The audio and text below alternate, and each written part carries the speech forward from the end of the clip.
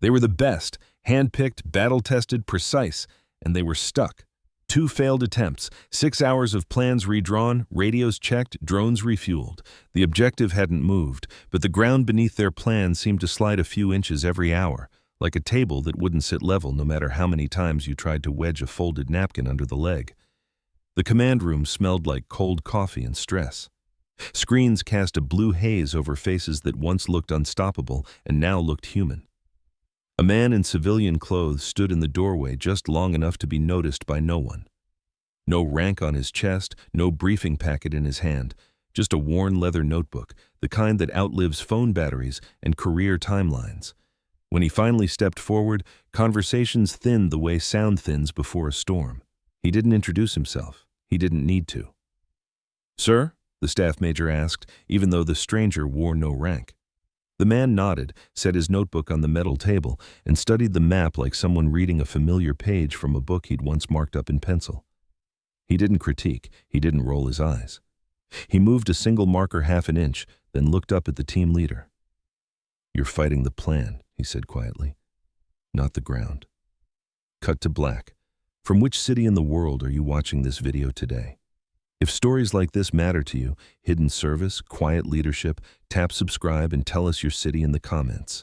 This is Hidden Heroes. The operation didn't have a dramatic name. On paper, it was a time-sensitive recovery in a mountainous border region whose coordinates were always followed by redacted black bars. It wasn't about glory, it was about people. Unarmed civilians caught on the wrong side of a canyon, while weather and politics conspired to erase options. Alpha and Bravo were the teams on the board. The staff major, Keen, had a voice like gravel and a posture that made his uniform look starched, even when it wasn't. The team leader, Captain Rios, looked like a page torn from a recruiting poster until you saw the fatigue settled around his eyes. Lieutenant Park kept the radio nets organized with the concentration of a violinist tuning in a thunderstorm. Chief Patel watched the comm spectrum for ghosts. They had intelligence. They had airframes waiting. They had weather windows that kept closing like hands around a candle. What they didn't have, not for 2 attempts running, was alignment. Time, terrain, team, and truth. Those 4 lines that are supposed to intersect for a mission to land. The first attempt stalled at a creek that looked passable from above and wasn't. The second attempt lost the thread when a routine checkpoint on a gravel road turned into an unplanned conversation that lasted 20 too many minutes and stole the light they'd promised to use. Major Keen ran the debrief like an autopsy. He was thorough and fair, and absolutely certain more detail would eventually save them. He wanted new contingencies, more branches in the decision tree, a revised timing ladder that accounted for a dozen ifs. Captain Rios nodded and took notes, because discipline is partly knowing when to argue and when to carry weight. But when he leaned against the wall to rest his spine, the fatigue in his eyes said what he wouldn't. Every new branch had become a trap. The plan was now a wilderness of arrows. "Drone feed up," Diaz called from the back. Screens showed a landscape of ridgelines and gullies and the one dirt road that pretended to be a lifeline, but like most lifelines in Borderlands, had its own loyalties. The dots on the screen represented lives. Everyone in the room knew it. "Synchronize at H-hour -30, Keen said, scribbling. "Alpha at checkpoint 2, Bravo holds here. Contingency blue if—" The doorway filled with a civilian.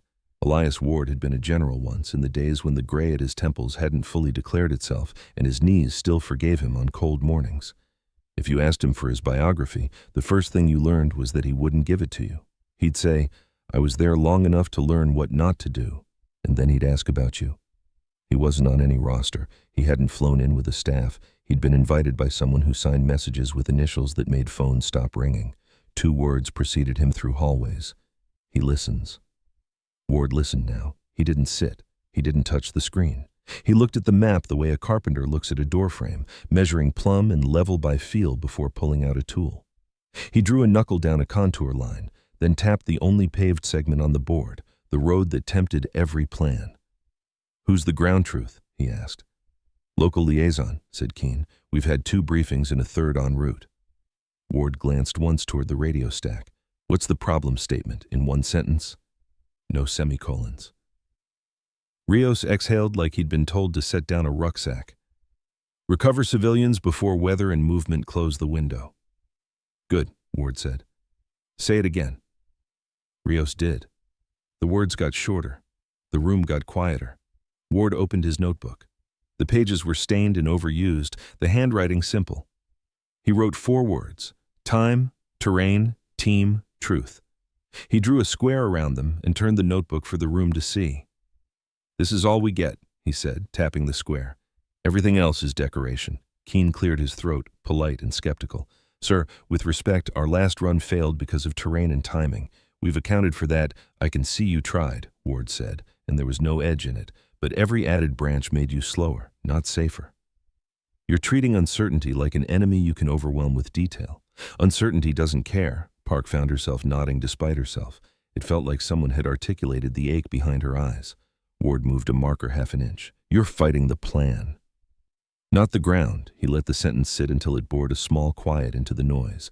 Then he began to ask the kind of questions that feel like advice only after you've answered them. What changes fastest, weather, road, or intent? Which one are you measuring most? Which one are you pretending to measure? What can you afford to be wrong about? Where is your fail-safe that still gets the job done, not just gets you home? Whose voice has been the calmest in the last 6 hours? Put them on the timing net. By the time he finished, the map had fewer arrows, not more. Rios hadn't realized how heavy the plan had become until clarity made it feel light again. They didn't need 3 different rendezvous windows bracketed by color codes. Only the map owner remembered. They needed one time that everyone could repeat without scrolling. They didn't need 5 paths that all led through the same choke point. They needed one that matched what boots and wheels could actually do in the next 90 minutes. They didn't need the drone to be everywhere. They needed it to stare at the right horizon and refuse to blink. Ward never touched a radio. He didn't have to. He asked Park to read the timing aloud twice, then had Chief Patel echo it back after a full minute. He watched Diaz set the drone on a single track like a patient hound. He asked Keene to brief the why of the plan in 3 lines to the room, not as a test, but as a promise. There was nothing mystical about what he did. He didn't conjure a path that hadn't existed. He collapsed a nervous plan into a human one. "Clarity beats clever," he said. "Clever breaks when you're cold, tired, or proud. Clarity holds." He pointed to the only paved segment again, and then to the creek that had cost them a morning. "The ground doesn't read your slides. It reads your weight. Pick the thing that will still be true in 30 minutes and pin your choice to it." Keene didn't smile, but the set of his shoulders softened. Pride is often just fear with armor. Ward took the armor away without shaming the fear. Rios looked at his watch. It wasn't as if time had slowed. It was simply acting like a partner again instead of a referee. "Why do you trust the liaison?" Ward asked. Keene answered with credentials. Ward shook his head gently. "That's paperwork." "Why do you trust him?" "Because he hasn't tried to impress us," Rios said before he could stop himself. "He answers exactly what we ask, nothing more. When he doesn't know, he says so." "Good," Ward said. "Put him on with Park for timing, not content. We don't need more data, we need the right clock." The liaison came up on the net as a steady presence. He didn't speak in forecasts, he spoke in observations. Wind increased in the last 10 minutes on the ridge. The road crew shifted the barricade earlier than usual. The storekeeper closes at dusk on bad weather days. None of it sounded operational. All of it was. Ward scribbled 2 more words beneath his square. Humility, rehearsal. Not rehearsing maneuvers, they didn't have time, but rehearsing sentences. He had Park and Rios practice saying the timing and the rally points the way pilots practice checklists, exact words, exact order. The first time it sounded stilted. By the third, it sounded like a rhythm. "Rehearsals aren't magic," he said. "They keep your mouth from making promises your feet can't keep." Diaz called from the back. "Weather windows better than predicted. 10 extra minutes if we use them, 5 if we waste them." "Use them to be early," Ward said. "If early costs you nothing, it buys you everything." Mission plans often fail because they live in computers, not people. Ward built a plan that fit in a voice and a watch. Alpha moved. Bravo waited until they believed Alpha had moved, not because of a green light on a screen, but because the one thing they decided to trust confirmed it: the drone view of the choke point, the liaison's store light off call, the sound on the wind that locals measure better than instruments. Park ran the cadence. Keene watched the board, but he watched faces more. "Check," Rios said. "Check," Park echoed. "Check," the liaison added, voice steady. No hype, just sentences that didn't try to be smarter than the air. Ward said nothing for a long time. He stood with his palms on the metal table like a man willing the legs to sit level. Once, when a timing mark slipped by 30 seconds, he raised a finger, and Park adjusted the cadence by removing words instead of adding them. Silence did more work than instructions. Diaz whispered, "Movement at the creek. It's lower. No white water." The runoff slowed. Ward nodded. "Ground changed in our favor because we didn't try to fight it." Keene looked at him, surprised by the simplicity. The major had built a career on being thorough. No one had told him thorough could lean toward fear if you weren't careful. "Sir," Keene said quietly, "what did you do when you were us?" Ward's mouth twitched at the ghost of a smile. "Made all the mistakes faster than you." He tapped the square again. "Then I started asking better questions." There was a moment, one that wouldn't make any press release, when the room changed temperature without changing degrees. It happened when a voice on the net, not Rios, not Park, but a quiet sergeant everyone liked and no one quoted, said, "We're good," in a tone that has only 2 words and a century of meaning. The room believed him. The room exhaled. Ward listened to the voice, not the sentence. "Put him on the return net," he said softly. "He'll speak like that when everyone's tired." Park made the change. It felt small. It wasn't. Minutes moved. They felt like the kind of minutes you might remember later, not because of adrenaline, but because of how ordinary they were. The right person saying the right thing at the right time to people who were ready to hear it. Clarity's gift is that it makes competence visible. "Mark," Park said. "Mark," Rios answered. "Mark," the sergeant said in that same unremarkable voice that made the word a blanket. Diaz raised a hand. "We have confirmation." Keene didn't cheer. He didn't need to. He looked at Ward and nodded once, the way professionals thank each other when there is too much to do to spend time on speeches. Ward wrote one last line in the notebook and closed it. The line was for himself. "Leave before they remember your name." They didn't talk about tactics when it was over. They talked about patience and pride. They talked about the moment plans become about the planner instead of the purpose, and how to see that moment before it refuses to be seen. They talked about the difference between intelligence and trivia. Keene asked for a short debrief in front of the board, no slides. He wanted the room to remember the feeling of a plan that could be spoken standing up. Ward obliged. 4 things, Ward said, pointing to the square he had drawn. Time, terrain, team, truth. Tie every decision to one of those and you'll know why you're doing it. When you find yourself making a choice that doesn't touch any of those, you're probably decorating fear. He pointed at Park. You kept the time human. He pointed at Diaz. You kept the eye honest. He nodded toward Rios. You kept the team simple. He looked at Keene. You kept the truth present. You were willing to change your mind in front of your people. That's rare. Keep it rare. Keene surprised himself by laughing, the kind of brief laugh that knocks dust off a beam. I'll try. Rios rubbed his eyes. Sir, General, what do we call you? Elias, Ward said. Or the guy with the notebook. Where did you learn this? Park asked, and then flushed at how young she heard herself sound. In places where no one cared what I'd learned, Ward said gently. Which is where learning happens. He didn't stay for photos. He didn't write an email thread that would be forwarded until it died. He slid the notebook into his bag and moved toward the door the way a tide moves toward a shore it already knows. Sir, Keene called, what do we owe you? Ward paused with his hand on the frame. The next time the room gets small, he said, open a window. Pick fewer words. Ask the question you've been avoiding because you already know the answer. And the map? Rios asked. Ward smiled. Actually smiled this time. Make it match the ground. He was gone. Someone later asked the liaison what he thought of the man with the notebook. The liaison shrugged. He didn't sell us anything, he said. He listened. He made the plan fit the day instead of the last mission. Then he added a line that stuck with Park for months. He trusted normal. Trusting normal is a kind of courage. It means believing that the simplest sentence, spoken clearly, can carry more weight than a complicated one performed beautifully. It means believing that readiness lives in routines more than in speeches.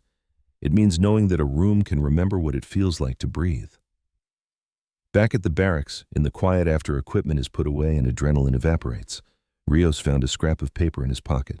He didn't remember writing on it. Maybe he hadn't. It said, "Clarity beats clever. Match the ground. Use early if it costs nothing. Let the calmest voice carry the clock." He stuck the scrap under clear tape on the inside of his locker. It looked like something you might ignore and discover a year later when you needed it more than you did now. Keen walked the corridor alone. He had prided himself on thoroughness for so long that he'd forgotten thorough could be a kind of fear. He wasn't ashamed of the fear. He was grateful to have named it. That's the trick fear hates, being spoken aloud. He slipped a card into his wallet where a badge might have gone years ago. Time, terrain, team, truth. Park slept for the first time in 2 days without dreaming of radio static. Diaz sent the drone back to maintenance with a log entry that ended with an odd sentence. Camera focus good, human focus better.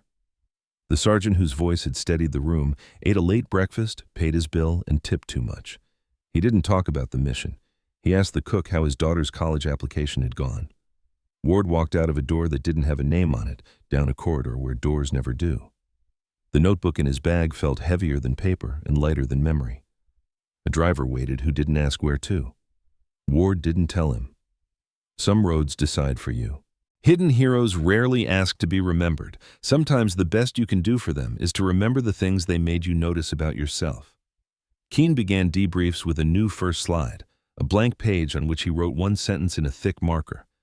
What problem are we solving? The room learned to answer without hesitating. If anyone tried to add a clause, he would raise a hand. No semicolons. Rios shrank his plans until they fit on an index card he could put in his breast pocket. If a plan didn't fit, it wasn't a plan yet. It was an idea asking to be cheaper. Park changed how she spoke on the net. She stopped trying to be flawless and started trying to be clear. She cut 4 words from her timing cadence and discovered she had more attention to give. The room followed her voice because it could. Diaz argued for fewer drone jumps and more patience on the one angle that mattered. The map looked emptier because the plan was fuller. He got teased for becoming a minimalist. He didn't mind. The liaison didn't change. He had already learned the truth Ward wanted everyone to learn. That observation beats prediction when the weather is proud. As for Ward, stories about him turned the corners you expect stories to turn. In one version, he had led a unit whose unofficial motto had something to do with the words quiet and professional. In another, he had resigned rather than turn an equation about people into an equation about trophies. In most versions, he was exactly what he looked like, a man who had been wrong enough times to learn how to be useful. None of those versions carried his signature. We never saw the notebook, not really. We saw the outside, the stain where a cup had once left a ring, the frayed place where a strap had failed and been stitched back with care. We saw a single square with 4 words in it and a few lines beneath that looked like a child's grammar and turned out to be an adult's mercy. Someone asked once, months later, if we could borrow the notebook to copy the lines. Ward handed it over without ceremony. Inside the back cover, in small letters, penciled lighter than the rest, were 3 sentences that didn't pretend to be wisdom. Make it easier to be brave. Make it harder to be proud. Make it impossible to forget what this is for. Rios copied those exactly. Park traced them with the side of her pencil like a kid making a rubbing of a coin. Keen read them once and didn't need to read them again. Ward buckled the notebook and tucked it away. He smiled at Park the way uncles smile, at a distance that respects what you've chosen for yourself. "Where are you headed?" Rios asked. "Towards quiet," Ward said, as if quiet were a place you could point on a map. He pocketed the weight of paper. He left the room lighter than he'd found it. On the flight line, wind pulled at the edges of things that weren't tied down.